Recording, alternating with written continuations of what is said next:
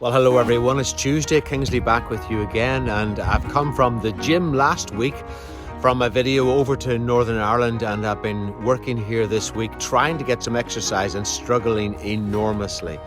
But one of the things that will come through in this short video this evening is that when you have the opportunity to spend time with people, actually exercise goes down the list of importance. And so this is a slightly different one this week. So I hope you'll enjoy it.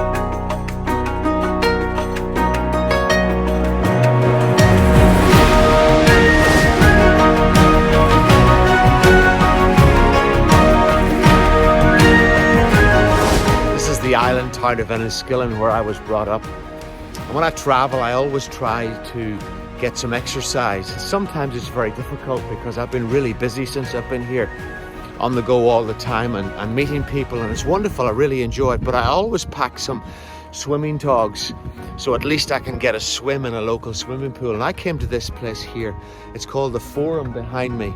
Probably opened up in the 70s, and I would have been one of the first in there and came regularly. I came in probably twice a week, would swim a mile or 2 miles, and here you can just see how beautiful it is on the water. If you look, maybe you can, I'll lift it up high.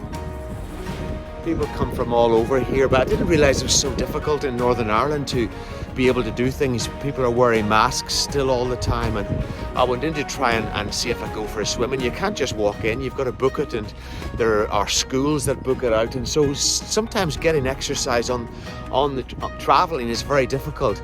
I often take some running shoes with me, but this time I'm on one of these sort of cheap flights over and didn't really have room to bring much stuff, and sometimes hard on the road to get the exercise that you need to do. You can do some in the room. I'm in a bed and breakfast, which I love, but it's hard just to get that time when you're on the road. And I suppose part of me then has to try and take away the guilt of that and to realize that, hey, it'll be okay. I'll live all right for a few days without exercise, and I'll get back to it as soon as I get home.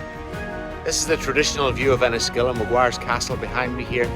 And it's a beautiful island town, but I was in I went in the Forum to ask the girl, you know, about booking. You've got to book your swimming slot. So she gave me a number to ring so I can ring them up. But I wanted to know, because I've often come in here in the past, I want to know when the schools have it, because the schools block it out.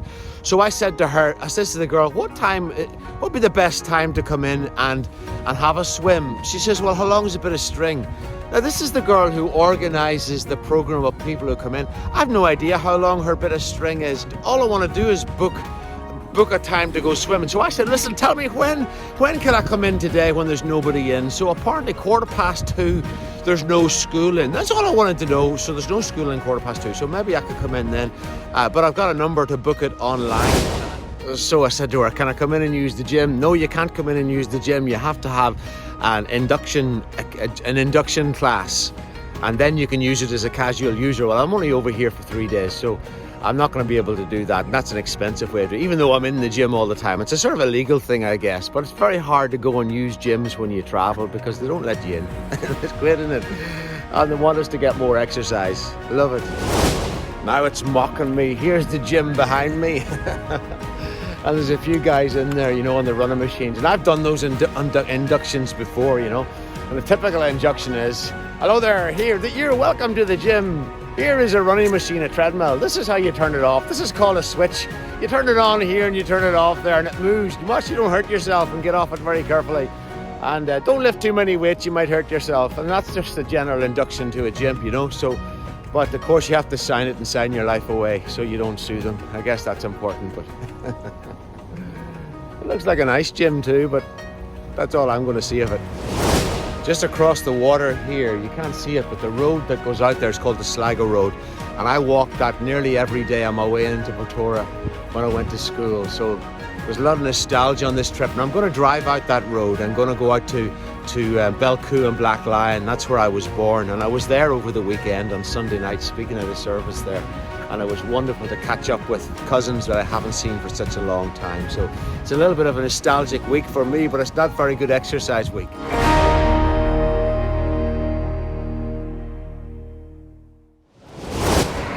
Behind me is Drummelwill Cottage. That's where I spent my years from the age of 7 to about 18. A wonderful time with my family just over there. And that's towards Enniskillen. It's 2.5 miles. I had to walk to school every day. Wonderful days. This is Lower Loch McNeen, a place I've passed thousands of times as a young fella. It goes right back to Quilca Mountain on the back, and it heads towards Belcoo where I'm driving. I can't drive into the south because I'm not insured. I've got a rental car and it was extra to insure for going across, but I am going across to Black Lion. I'm going to walk across the border. This is Belcoo. My mum and dad came here when they got married, and it's a beautiful part of the world. If I just show you around to the side, it really is gorgeous, right on the border. And I'm going to walk across the border from the north to the south. So the other side of this bridge is Black Lion, where I was born. There were 2 border checkpoints right here that you had to stop and open your car and sometimes have your boot or your bonnet or your everything checked. Mirrors put under to make sure there's no bombs under your car. And now it's totally different. Look, it's free. There's nothing here really anymore. And of course, one of the problems that they thought would happen with Brexit was that they would bring back a border. Nobody wants to see a border back. But it's beautiful today. I was expecting bad weather, but it's gorgeous. Have a look around. Even in my deep. So walking across the border, I'm in County Fermanagh in Northern Ireland, which is part of the United Kingdom. And now I'm heading towards Black Lion, which is part of County Cavan. And you'll see, if I turn this around, you'll see that the language changes. Gratefully and So now all the signs will be in not in miles per hour, but in kilometers per hour, and the signs will be in Irish as well as English written on them as well. But this here, Fáilte. If you look on this sign here ahead of us, it says "Welcome to County Cavan." This is my home. So I'm now in the south of Ireland.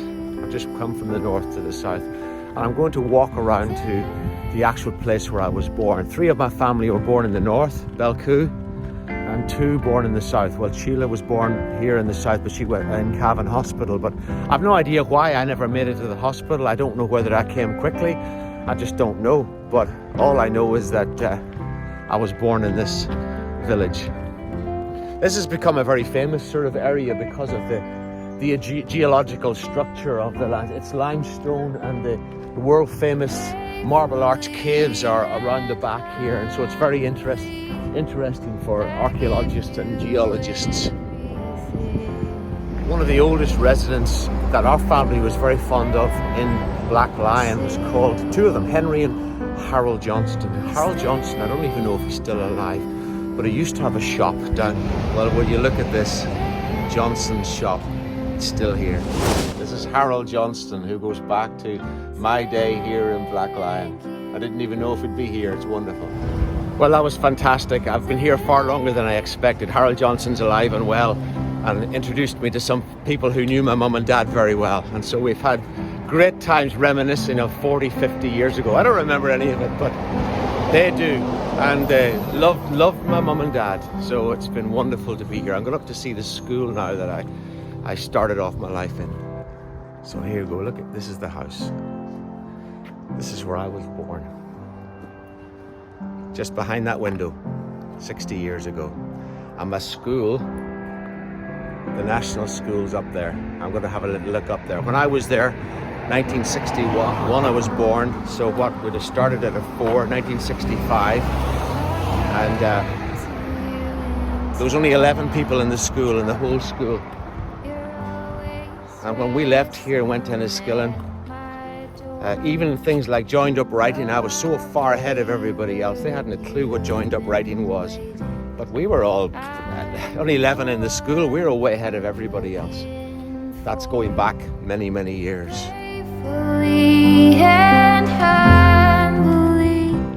So that's it, changed a little bit.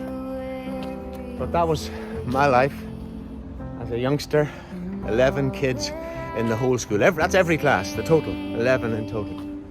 So it was almost one-to-one tuition for the first part of my life. Thank you. This beautiful countryside all around. I don't really remember any of it countryside-wise. It is beautiful. And it's an area a lot of people come to tourist-wise, but all I remember is the people. I'm not really that interested in the countryside. I am now because I love going to see lovely areas, but it's the people that I love. In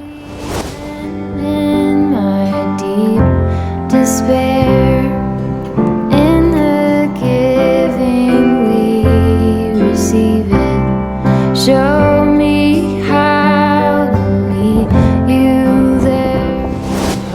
That was mentally exhausting but fantastic. Harold brought me into the tourist office and had the lady make me a coffee.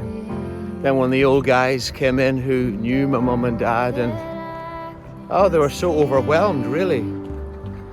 The people loved my mum and dad, and so it was lovely to get that perspective. They don't remember me, of course. Why would they? But that was wonderful.